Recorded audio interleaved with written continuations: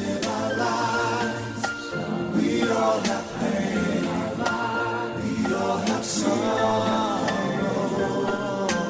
But if we are wise, we know that there's kurriftuu jaalalaa. Jaalaltiin madda onneeti. Onnee takkarraa manditee gara onnee taanitti dhangalaati. Onnee fi onnee walitti hiiti. Onneen lamaan ala dagalgala efeemeerriin wal qunnamti.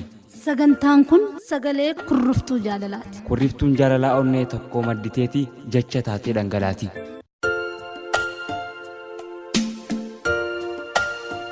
yaada onnee keessanii lakkoofsa sanduuqa poostaa keenya 1652 akkasumas lakkoofsa SMS keenya 886 yoo nu biraan geessan nama jaalatan biraan isiniif geenya.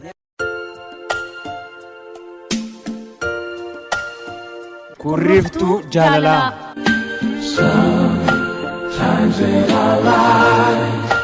We all have pain.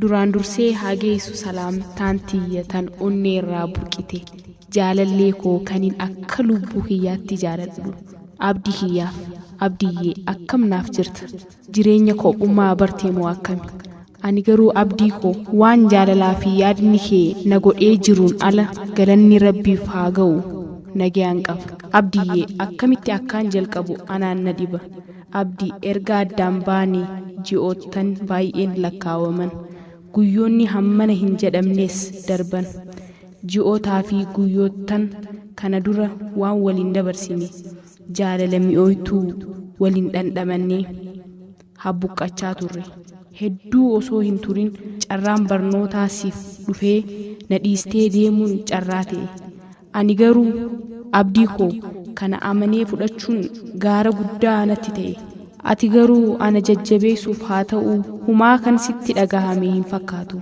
deemuudhaafis kaate abdii yaadatta laata guyyaa irraa dhumaa anaa fi ati gargar baane sagalee jaalalaatiin.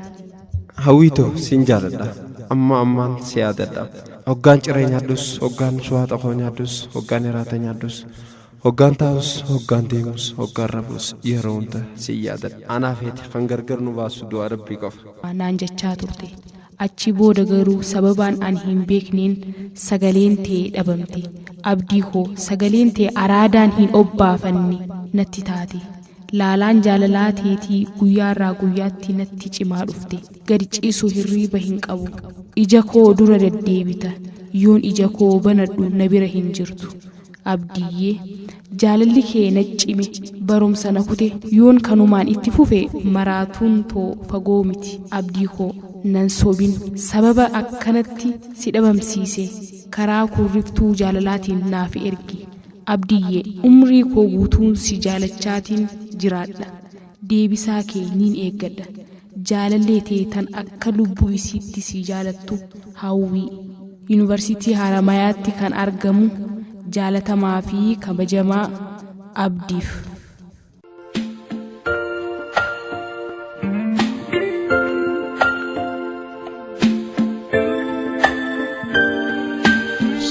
Sometimes in our lives, we all have pain.